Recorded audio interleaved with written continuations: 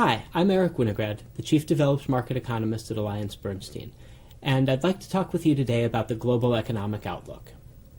The global economy today is out of balance, and as economists, we think about balance across two dimensions, growth and inflation. And the most obvious evidence of imbalance right now is the surging rate of inflation, which is running at a level that most economies haven't seen for the last 40 years.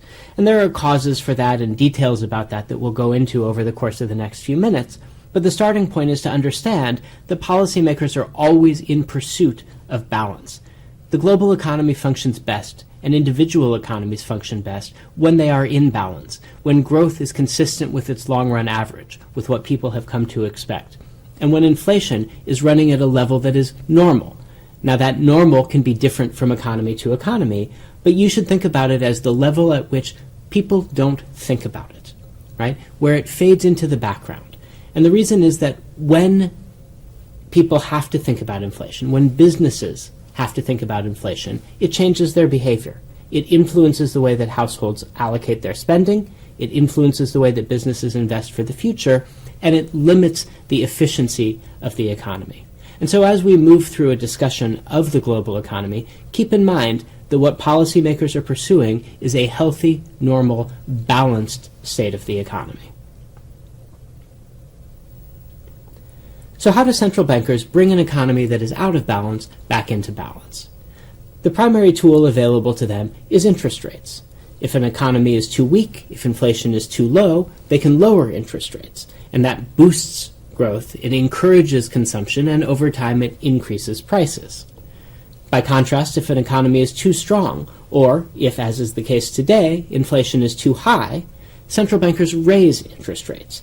And when they do that, that over time brings prices down. It encourages people to save rather than to spend. It limits business investment. It makes it more expensive to borrow money, and so reduces consumption and price pressures within the economy. And that's where we are today. Central bankers all around the world, in almost every major economy, have been raising interest rates, and they've been doing so aggressively, more aggressively than any time in recent memory. And that's not a surprise. The magnitude of the inflation problem we have seen is something unlike anything that we've experienced for the past 40 years, and so it shouldn't be a shock to see interest rates moving up very quickly. We expect that there are more interest rate hikes to come from almost every major central bank in the coming months, and perhaps even into 2023. When you raise interest rates, it is effective at bringing inflation down, and we expect that it will be this time too. We think that over the coming quarters, inflation will come down. But raising interest rates to make that happen is not cost-free. The consequence of raising interest rates is slower economic growth. Think back to what I said a moment ago. Reduced incentive to invest, reduced incentive to consume, all of those things feed through into slower growth. And we're seeing that today too. We believe that the global economy has already started to slow, and we expect that to continue. Our forecasts have the global economy operating below its long-term trend for the rest of 2022 and throughout 2023. In fact, we think there are some economies in the world that we think will slip into a recession, and we'll come back and discuss that in a few moments as well. But as a starting point, the combination of high inflation, tighter central bank policy, and slowing growth is a toxic one for financial markets. It's a recipe for volatility, and we have seen that in spades over the course of this year. Interest rates have risen, fixed income markets have suffered, equity markets have gone down.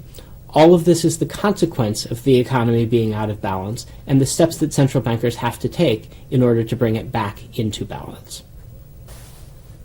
Under normal circumstances, and by normal here I mean the circumstances we've experienced for most of the past 20 or even 30 years, financial market turbulence alone might be enough to tell central banks that it's time to stop, that they've done enough to raise interest rates, that they have done enough to bring inflation down, that the economy will or is already well on its way to being rebalanced.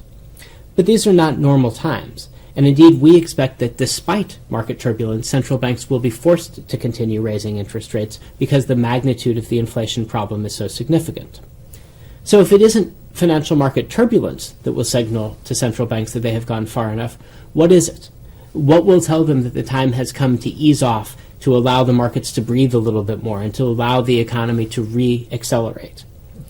We think that in contrast to past cycles, in this case it is likely to be backward-looking data. It is going to be the inflation data itself. Central bankers will need to see evidence that inflation is coming down before they're comfortable enough to stop their tightening cycle. And even when we do, we think it's unlikely that they will pivot very quickly to rate cuts. At various times over the past several months, financial markets have breathed easier in the expectation that the Fed will quickly pivot to cutting interest rates at some point in 2023. We think that's unlikely. We think instead that the central bank is likely to keep interest rates above their normal level for a long period of time, throughout 2022 and 2023, in an effort to bring inflation down. That's how bad the inflation problem has been. And it's a problem that isn't limited to the U.S. It's a global problem driven in large part still by commodity prices, especially in some of the developing economies around the world. And those commodity prices may prove more difficult to tame than inflation as a whole. Why might commodity prices be more difficult to tame? For two reasons. One is that they are not typically subject to the same sort of interest rate influence that other prices in the economy are. We think of commodity prices as essentials: gas for your car, food for the table. Those are things that households have to consume regardless of what the price is. So whether the Fed raises, whether a central bank raises or lowers interest rates doesn't really change demand for gas, for food, and for many other commodities. These are necessities, and so they aren't subject to monetary policy. That's one reason. The other, and more pressing concern, is that global commodity prices are often influenced by geopolitics, and these, of course, are well beyond the realm of central bankers. No central bank can truly influence geopolitics with the tools available to them, and we need look no further than the current experience to understand that. Commodity prices have been inflated by developments in Ukraine and by the war in Ukraine. Central bankers can't do anything about that. And so if that war persists, if it worsens, it could push commodity prices up, irrespective of what's happening with underlying demand and irrespective of what central banks do. Now, geopolitics are a constant in financial markets. There is always some reason for market participants to be concerned. There is always a geopolitical event somewhere. But the nature of this particular crisis and the time at which it came have made it a particular challenge for financial markets and for the global economy. Inflation was already too high before Russia invaded Ukraine, and the surge in commodity prices after that has only made the situation worse. It has also increased the divergence between economies, because there are some economies that are much more subject to the whims of commodity markets than others. Particularly in developing markets, commodities tend to be a larger portion of the inflation basket than they do in developed markets. That sort of dispersion creates friction that makes it more difficult for the policy-making community to bring the global economy back to normal. The best way to think about the impact that commodity prices can have on an economy is to look at Europe. Europe is heavily reliant on imports of Russian natural gas. Those supplies have been constrained during the war, and even when supply is available, prices are 8, 9, 10 times higher than they were pre-crisis. So a household that might previously have been paying 100 euros a month for gas is now paying 1,000. That's a shock that cannot be fixed with monetary policy. And it's a big part of the reason that we expect the European economy will fall into a recession. Inflation alone can cause a recession when it is driven by commodity prices, by household essentials, by things that households have to spend money on, because it limits the availability of funds to spend on other things. And that's the situation that Europe finds itself in today. The primary driver of inflation is commodity prices, but the knock-on effects are going to go far beyond that. And while commodity prices are influential in other parts of the world, they aren't quite as determinant. The example of the U.S. is a telling one here. Yes, higher gasoline prices have made a big difference in pushing inflation to multi-year highs, but the underlying driver of inflation in the U.S., the most significant component of it, is no longer commodity-based alone.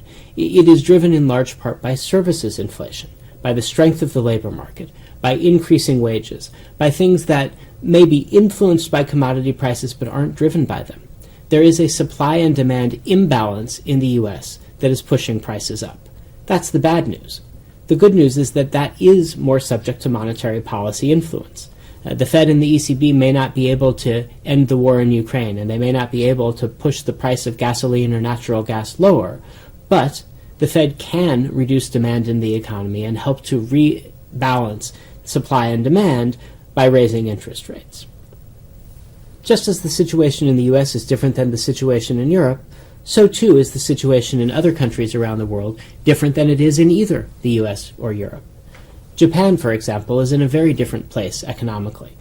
While everyone else around the world, or almost everyone else, is worried about inflation being too high, in Japan, after nearly 30 years now of deflation, policymakers are still working very hard to try to push inflation higher, and importantly, higher in a sustainable way. Policymakers in Japan have been very clear that they won't be satisfied with a very brief period of inflation above their target. They're looking to get inflation at target sustainably on a multi-year time horizon. And because that is proving so challenging, they are keeping monetary policy on very accommodative footing. Even as the Bank of England, the ECB, and the Fed are raising interest rates and reducing the size of their balance sheet, the Bank of Japan is persisting with yield curve control, expanding its balance sheet, and keeping interest rates at rock-bottom levels. That has been influential in financial markets primarily by weakening the Japanese yen, which is now trading at the weakest level it's been in multiple decades. Over time, that should help to push inflation higher because a weaker currency makes imports more expensive.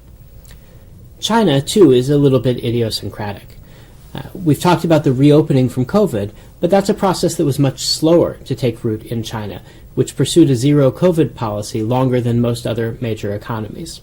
Certainly that had an influence on the rest of the world because of the critical role that China plays in the global supply chain, and it was a contributor to high inflation elsewhere. But as the rest of the world reopened and China remained partially closed earlier this year, it pushed the Chinese economy off-cycle with everyone else. While other economies were expanding rapidly, China's remained sluggish. While prices surged other places around the world, Chinese prices did not respond in the same way. And the net result is that while most other central banks, again, leaving aside Japan, are moving toward tighter policy, the Chinese central bank has been cutting interest rates. While most other central banks are trying to slow growth, the Chinese central bank is trying to boost it. Forecasts around Chinese growth for this year have steadily marched lower. It is very likely that China will grow more slowly this year than at any point in its recent history. We expect that the policy measures China is taking will work, but that it will take time. We're looking for a sequential acceleration in the second half of this year that lasts into 2023, but notice here that what I'm talking about is growth, not inflation. China doesn't have the same kind of inflation that the rest of the world does. And while that might be good for policymakers there, it does create a source of friction. It's easier for policymakers everywhere when they're confronting the same challenge. And the nature of the recovery from COVID has meant that there have been idiosyncratic challenges across different regions, whether it's services prices in the U.S., natural gas prices in Europe, persistent disinflation in Japan, or the zero COVID policy in China. That combination has proven difficult. Of course, it isn't only developed markets that have suffered from high inflation as we've come out of the COVID pandemic. If anything, the situation has been worse in most emerging markets. As I noted earlier, commodity prices, and food prices in particular, tend to have a higher weight in the inflation basket in emerging markets. And so as commodity prices have risen, we've seen inflation numbers throughout Latin America, Africa, and Eastern Europe rise in ways that were completely unexpected and that haven't happened in a very long time. That's put policymakers there in an extremely difficult position. They have two choices, neither of which is particularly good. Raising interest rates retains market credibility, preserves access to global capital markets, promotes currency stability, and over time should bring inflation down. But it also causes slower growth and imposes more pain on populations already struggling to make ends meet. The other alternative, of course, would be not to raise interest rates, to try to help the population cope with a difficult situation by providing them with financial support. The problem with that is that it could allow inflation truly to unanchor and to move higher even from the already elevated levels that we're seeing.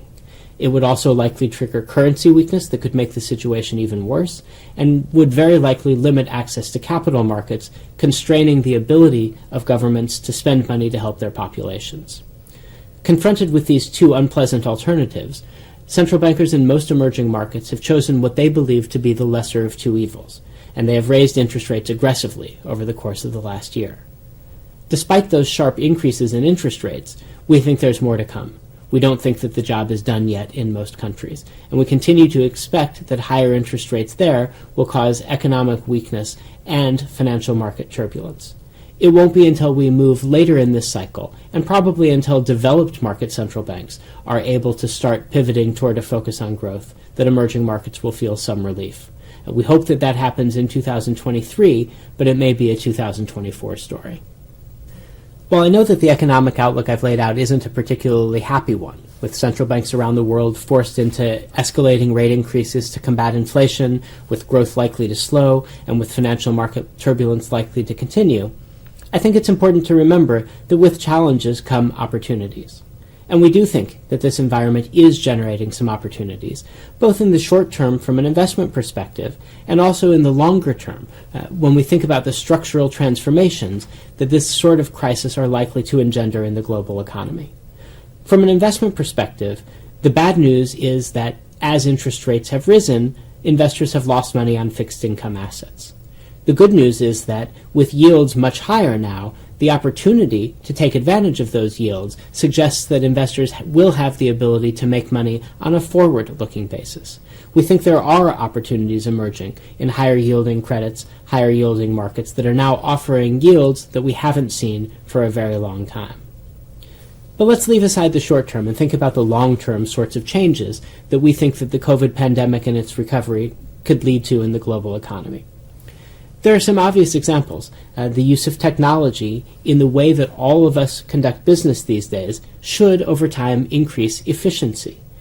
The need for travel, the ability to conduct meetings at a distance, all of those things are changing and are transforming. And while we haven't yet settled into a new normal, we're confident that that new normal will mean a deeper use of technology and greater productivity as a result.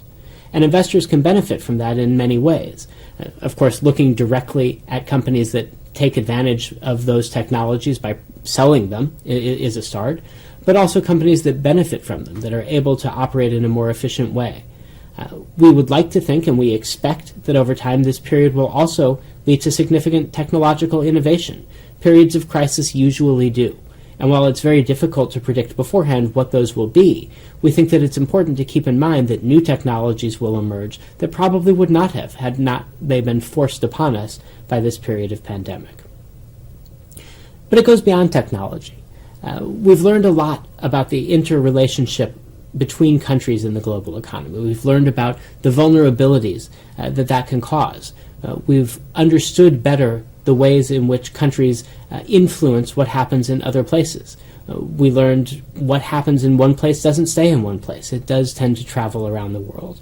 And we think that this will lead to an increased focus, and we hope increased attention being paid to ways in which the global community can work together to address environmental issues.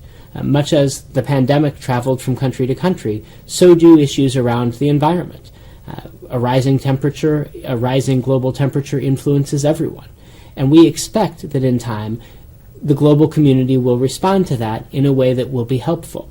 We see that in our business, and I think that we can see it in the public discussion around increased demand for ESG investing, for responsible investing, for looking at investment alternatives that not just do no harm, but also do good, that are able to help address some of the pressing issues that influence the global economy, whether it is climate-based, whether it's inequality-based. All of these are subject to discussion in a way that they have not been previously. Would that have happened without the pandemic? It's hard to say. Probably, but probably not so soon. And so we think as we look forward that while the near-term outlook is challenging, it's important to keep in mind, as I said a moment ago, with challenges come opportunities. And it's up to all of us to help capture those opportunities. I hope these remarks have helped provide some context for the global economy, and that they will help you make better investment decisions over the course of the coming months and quarters.